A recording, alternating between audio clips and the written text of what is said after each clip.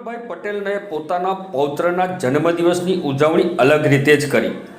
ખંભાત તાલુકાની શ્રી મંગુબેન હીરાલાલ પટેલ પ્રાથમિક શાળા શકરપુર ખાતે શ્રી સ્વામિનારાયણ હાઈસ્કૂલ શકરપુર, ચોખંડી પ્રાથમિક શાળા અને ગામની સમસ્ત આંગણવાડીઓના સમસ્ત બાળકોને તિથિ ભોજન કરાવી ચોકલેટ ખવડાવી મોં મીઠું કરાવ્યું હતું।